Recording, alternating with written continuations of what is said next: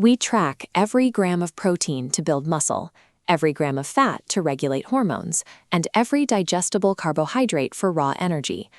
Modern nutrition is completely obsessed with breaking food down into fuel. Yet sitting quietly at the bottom of the nutrition label, completely overshadowed by those macronutrients, is dietary fiber. Almost everything we consume follows a strict physiological rule. Food goes in, it gets dismantled into smaller molecules, and your body absorbs it to keep the biological engine running. Dietary fiber completely breaks this rule. It is a carbohydrate that the human body is physically incapable of digesting. This diagram shows exactly how that plays out. On the left, a standard carbohydrate shatters into usable pieces, but on the right, the complex fiber structure remains totally intact as it travels down your digestive tract. Consuming something the body cannot process might seem counterintuitive. However, this stubborn indigestibility is the physical requirement that allows fiber to perform tasks no other nutrient can manage. To see how this works, we have to look at the two main categories of fiber, starting with insoluble fiber. You get this from sources like whole wheat flour, nuts, and vegetables like cauliflower. True to its name, it does not dissolve in water. It refuses to yield to stomach acid, meaning it retains its original physical shape and adds serious bulk to your digestive tract. In this cross-section, insoluble fiber acts as a physical sweeper, catching debris and forcing food to pass quickly. This momentum clears the path, preventing constipation.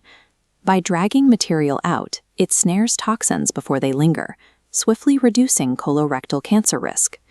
Insoluble fiber acts as the digestive system's necessary mechanical maintenance crew, relying on brute physical force to keep the system clean. Then we have the second category, soluble fiber. This is the kind found in oats, apples, citrus fruits, and psyllium. While it still resists being broken down into sugar for energy, it reacts very differently to liquids. It actually dissolves in water. Inside the gut, soluble fiber hits water, transforming into a thick, gel-like mesh. This bottleneck slows food passage. Sitting longer means eating fewer calories, assisting weight management. Trapping glucose creates a steady trickle, flatlining your blood sugar to defend against insulin resistance.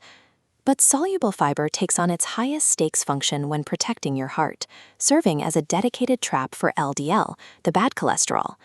The gel mesh physically binds to those cholesterol particles while they are still in your digestive system.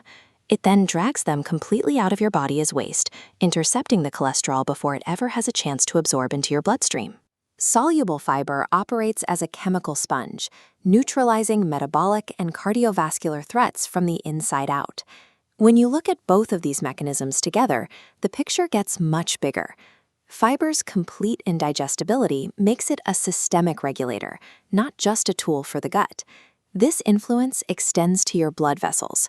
By binding to cholesterol and slowing sugar absorption, fiber reduces the metabolic strain and arterial stress that drive blood pressure up, making it a cornerstone of the DASH diet.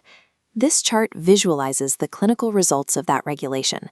By increasing your daily fiber intake by 10 to 25 grams per day, you can achieve an average drop of 2 to 4 millimeters of mercury in your systolic blood pressure.